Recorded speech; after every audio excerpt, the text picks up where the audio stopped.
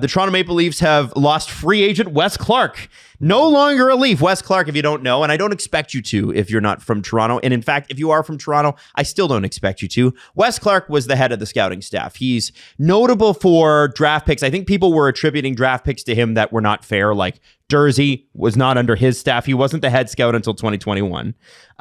So we're talking about the guy he really seems to have hit on, although this player's never played in the NHL, is Easton Cowan. Right. And so because of Easton Cowan, that pick last year, Leaf fans have been really high on this guy, and they should be. Yes. This was a guy that strangely enough, former Sioux Greyhound. You're not worked on Dubas' staff with the Sioux Greyhound. You're not going to believe it. And he posted this really weird tweet. Now I can't play it because it's another podcast, but it was from the Lex Friedman podcast. And Lex Friedman, if you don't know, is one of the biggest podcasters in the world, but he's kind of the Horatio Caine of podcasting. I don't know who either of those people are. Okay, yeah. So did you guys ever watch CSI Miami? Yes. You know the blonde guy with the sunglasses? He's like the meme. Yeah, the I meme. know the meme. He's the meme. Lex Friedman is that guy. So one of them is real though. Lex Friedman is real. Lex Friedman real. Horatio Caine fictional character. Why is he that guy? Because here's what the interview clip says. It says, "Don't eat with people you wouldn't starve with," which is just another way of saying hang out with people you like. Like okay, it's such a stupid. It's one of those sort of alpha male adjacent type shows that's like. It's like in every man there's a rabbit or there's a bunny and there's a wolf and I just got to ask you something. Are you hungry? It's a term I learned from the Joe Rogan podcast, and it's very ironic because Joe is now the #1 perpetrator of this shit. Is woo peddling. Woo peddling. Woo peddling. What is that? You're just peddling stuff that makes you go woo. And that's exclusively what he does. He's the biggest hypocrite in podcast. There was a tweet about Joe Rogan. I think it was about the UFOs thing like years ago where he had some UFO files guy. And somebody tweeted like, there's a person standing outside of Planet Fitness right now smoking a J going, that's crazy, bro. and so, you know what? He should invite on a Sandy Hook tonight. Lex is very, very successful, but it's such a bizarre thing to go with when you're Wes Clark, because Wes Clark's tweeted like 10 times in the past 4 years. And again, like I said, don't eat with people you wouldn't starve with. Again, just it's cool, man. That's great. But it was interesting to me because most of the time, you get hey, thank you to my former team. I'm now leaving. Appreciate the fact that you gave me my shot in the NHL, which the Leafs organization did. Wes came in and I think 17 or 18, joined the staff, was not the head of it until 2021. The checks that Wes cashed did not say Kyle Dubas on them.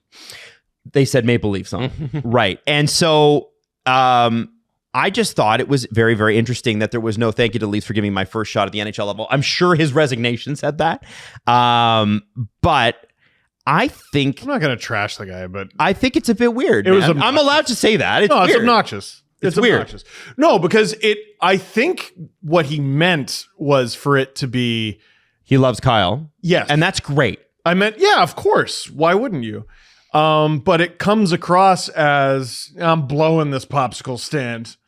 And it's like, oh, okay, cool. Thanks, bro. Sure have a lot of confidence in the integrity of all the picks you just made. Right. It does feel like that. But what I will say is, and people were like, oh, this is a huge loss. There's an entire staff of scouts, player development people that work under Wes. Wes didn't go to every OHL game. This will shock you. He was not at every OHL game. Wes didn't go to every CHL game, every NCAA game. He didn't watch it. There's an entire staff of people that have built a good culture, and they come to a consensus pick based on what the team needs are as directed by the general manager. And when Wes leaves, it's just like when the last guy left. I think his name was Dave Morrison.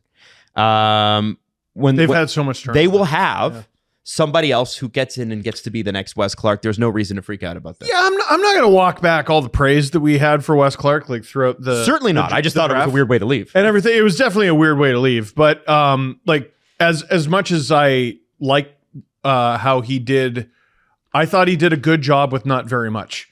You know what I mean? Yes, he did. And he had all the resources in the world at his fingertips. I'm not saying that. I'm saying he was like the head of scouting and had no picks, right? So he did a pretty good job with those picks, we think, right? Early returns on those picks have been good. Easton Cowan and Fraser Minton and Matthew Nyes.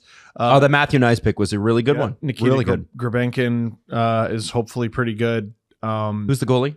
Artem Ashimov? Artur Akimov, but I don't Akimov? think that was, you're saying 2021 onward? Yeah. I don't think that was him. He would have been on the staff, but he didn't pick that. Exactly. Yeah. We're just going to gloss over the 2020 draft, which was not great. He did a good job with not very much. But like you said, all the infrastructure and the framework and the staff, they're still there. Sure. So, is this a loss for the Leafs? Yeah. And he'll be replaced with someone who either learned from him or someone who is going to have the same staff as him. And he got a promotion, by the way. He's VP. Well, that's the only way he can leave. Yeah, the only way you can leave with jobs in the NHL is if they're going up. You can't really move laterally. They can't get you out of your contract. But like you say, it's a loss, but it's strictly based on the tweet and nothing else. It sounds like it's not, because you don't want people within your organization who don't want to be there. And it sounds like he'd rather go work for Kyle than be with the Leafs. So I'm like, it's not a loss. We can all move on from this gentleman. I don't want to put words in his mouth. Yeah, that's why I had to he put that out there, Steve. Right. I have a feeling it didn't come out the way he meant it, but the way it came out was insulting. I'll be honest. Why I had to are you a pizza or are you a mouth? Whoa. That's like, just fuck. I think it's important. So weird. I think it's important to preface like everything with it's simply one tweet, and you can't like take everything from that and extrapolate from the single tweet of a podcast clip. But it's strange you don't thank the organization on the way out. It's strange that your final move as Leafs in the player development staff is to talk about how happy you are to leave. And if anybody is leaving a company that I'm at and I'm like, oh, that you're just happy to leave, I'm like, okay, so then you shouldn't have been here. And I'm happy this is good. Then I'm happy that we can bring in someone now who's a part of our team and wants to be on our team. So I assume they'll upgrade in some way. Well, it's you contrast Wes Clark's departure or social media departure with Sheldon Keefe, who literally looked like he was FaceTiming us from the afterlife. Yeah. He ran down. The day he gets let go, he runs down to Etobicoke, goes to Lakeshore and films his little video. Like that's one way. That's one hell of a way to go out. Hello, Leafs Nation. I am at peace now. No longer having to deal with the trials and tribulations of the Toronto media. Only dead know the end of war. And I just wanted to say thank you and farewell. And he flies away. He looks Jesse, like an angel. You guys are so right on that. And so listen, I think Jesse makes a great point. You don't want people here that don't want to be here. I think that I think you got your conspiracy theory hats on if you think that Wes is like, you know what, guys?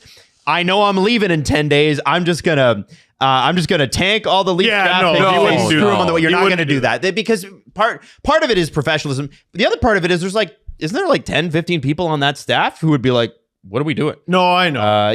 So there's checks and balances here. I did say something along those lines, and like, I don't think he would do that. But if someone leaves on what you think are tumultuous terms, there's going to be at least a little part of you that goes, "Ooh, were you giving it your all?" I hope you were. I think he was. Yes, and even if he wasn't, his staff was, and exactly. and that's what matters. And I think we got to look at this in a bigger context of. Whenever you see a department head, who are the ones obviously on these teams that get the most play, and the fact that it's a very Toronto thing for your head scout to be on multiple interviews at the draft and to we shouldn't know who this person is. Right. Yeah, it's weird for us to be starting a podcast about this gentleman. Like it's the fake NHL is where we're living. Yeah. Tell your dad. Yeah. Stop, pause the show and tell your dad. They don't care. They don't give a shit. By the way, we're talking about a tweet of a staff member who's leaving. Like, but weird. I like it. I like it. I like being this in depth. I like caring this much. Totally. I don't. It's definitely more fun. It's way more fun. And I look at this and I think, okay, what a great opportunity for somebody else. And I think that in Pittsburgh, he's got a lot of work to do. That's one of the worst ranked systems for development in the entire NHL because, they've tried to continue to be successful, and Hextall and Burke were a disaster for the Pittsburgh Penguins. He has to do in Pittsburgh what he had to do with the Leafs. All right, Wes, you're in charge of making all our picks. Okay, how many picks do we have? Well, you've discovered the problem. Right? So you're going to have to do a good job with not very much. It's odd. It's just an odd way to go. And it was notable, and I thought we should bring it up. I think good for him. I think... yeah, also congrats. You got hired at a better job. Yeah. Like you got an upgrade. You got got a an promotion. upgrade. That's great. Awesome. Hopefully you don't starve. What does that mean? Yeah, well... Oh, the eating. The eating thing, don't eat with people you wouldn't starve with. Would you guys starve with me? No, because you're a good hunter-gatherer. Thank you. Right? It would be impossible to starve with you. Right, it's true. Jesse, do you feel the same? I would hope that you would be smart enough to get food for us. Okay. And eat. It's a difficult question for me to answer, Adam, as you can tell I haven't done a whole lot of starving. I don't think Wes and Kyle have either, to be honest. More starving than I. Doesn't Kyle make like $7 million a year? Like, I don't think he's going to be starving. Is Kyle Dubas going to hire a GM?